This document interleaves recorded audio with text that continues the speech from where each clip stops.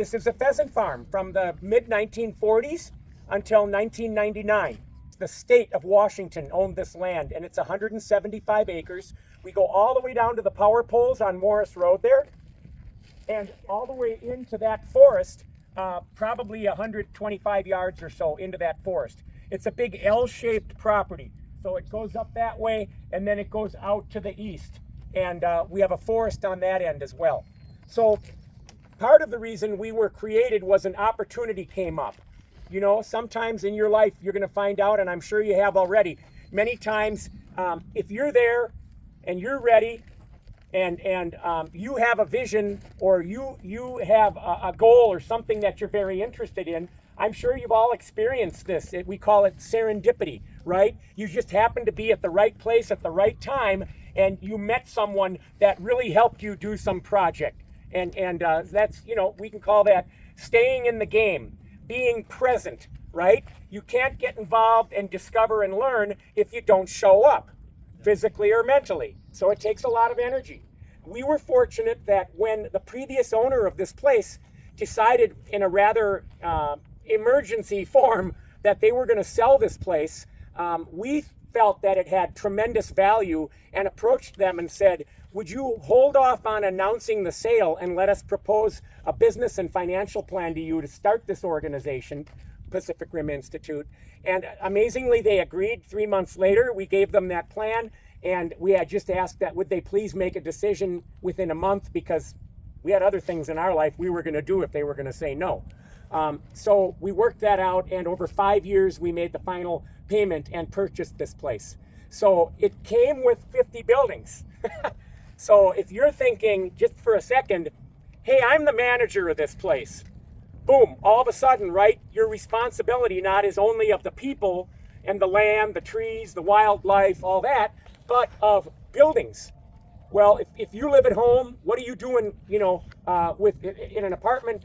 Maybe not as much, but if you live in a single family home, you're probably asked to tend the garden, maybe sometimes help paint the trim on the house, or clean out the gutters, or mow the lawn, okay? And that's called maintenance, right? And so all of these buildings need maintenance, because if they're not maintained, just like our bodies, right? If we're not exercising or not eating right and not maintaining and even developing, well, then the only other direction is the other way, right? Not good, poor health, right? So that's a big challenge for us.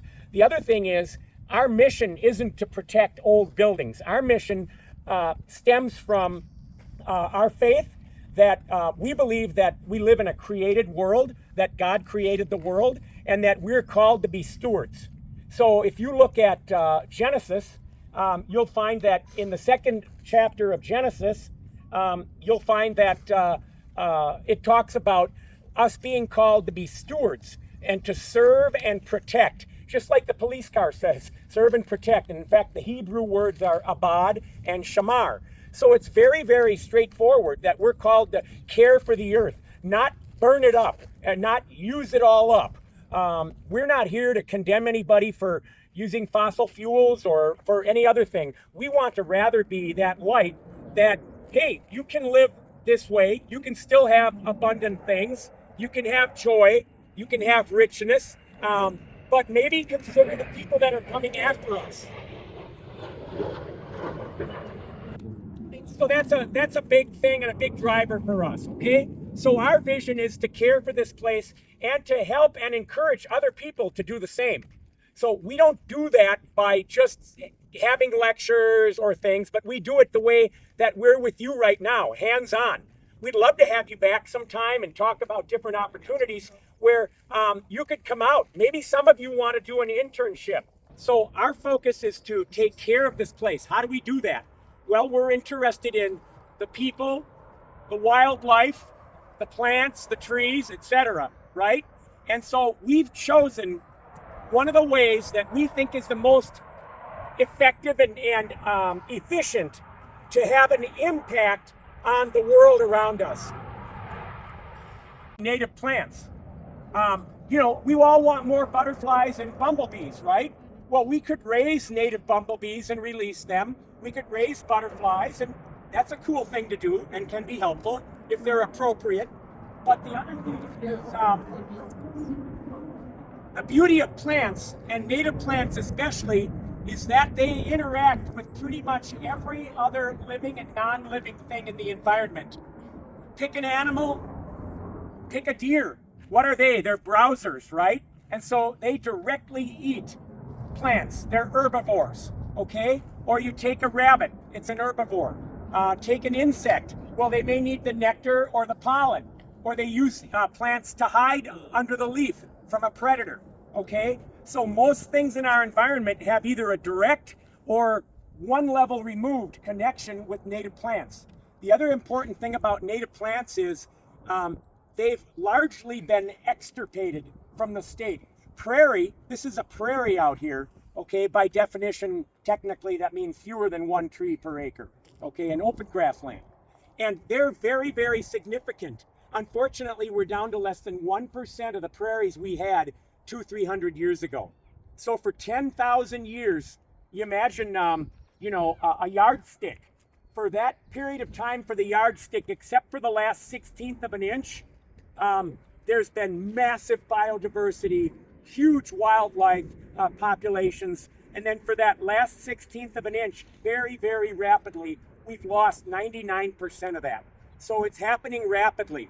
The other important thing about prairies is that they're about the best carbon sink that exists out there. Another reason to protect them, they store carbon, atmospheric carbon, in the root systems and in their fungal networks. We work here with private landowners, with the National Park Service at Ebey's Reserve and San Juan Island, like American Camp, if you've ever been there. We work with Washington State Parks. We have a memorandum of understanding with them. We only work with the ones on Whidbey. We're not that big. And we work with the U.S. Navy. We work at 3 places on the Navy base to help them recover threatened and endangered species and to help bring back the diversity in the environment that is needed to support a wider range of wildlife. So, how many different species of plants might you guess would be in an acre out here? And I'll give you some background. Nothing has been done to that field over there since it was a pheasant farm ended in 1999. Any guess? Pardon? Blackberries. How many? I think. How many? How many species? 1,000? 500? Yeah. Now, probably not, but definitely dozens. Okay? And you can say, well, there's biodiversity. The problem is, one of the common characteristics of, what's the name for a plant you don't like? Weed. A weed, right? The plants we don't like, the common characteristic for most of them is that they're not very benign, okay? They are more aggressive, and they will create a monoculture. They will take over. You've noticed a little bit of Scotch broom in our neighborhoods, right? Take a look sometime. Take a look if you're walking along or riding along down by Bayview or whatever, and look underneath all that mature Scotch broom, and ask yourself what's growing under there. Okay, it'll be very obvious. Okay, and that's the problem with monoculture. That's typically the problem with only thinking one way. Have a dialogue with the family. I can list a whole bunch of desirable characteristics, right? It's strong, it's resistant to chemicals, it produces chemicals that kill or retard other plants from growing. How about that for a competitive advantage? What if you're on a basketball team and you're playing South Whitney High School and you have a little button that you can press that automatically gives 3 of the other players a sprained ankle? Wow, little competitive advantage there, right? And so the same thing with these. And their seeds, anybody know how long their seeds can last out just on the ground in the sun and rain and snow? Up to 90 years. So you have to respect the plant. What a survivor.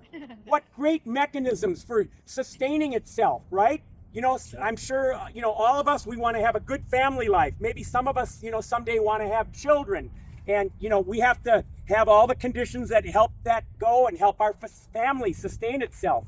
Well, that plant's got a lot of mechanisms in its favor. Unfortunately, it takes over a lot of the environment and makes it one species instead of 50 or 60. So we're going to head out, but we have about 70 species of native plants on this site. And one of the reasons is there's 5 acres out there, which we'll go see. And never for 50 years did the pheasant farm plow and till that up. And so because they didn't do that and break the cycle of the native plants that have been there and used by Native Americans for thousands of years, because of that, we have about 60 to 70 species in that area. And that's what we use to grow in our Native Plant Center, which we'll show you, to be able to help other efforts all over this Western Washington. Again, I'm Robert. If you have questions,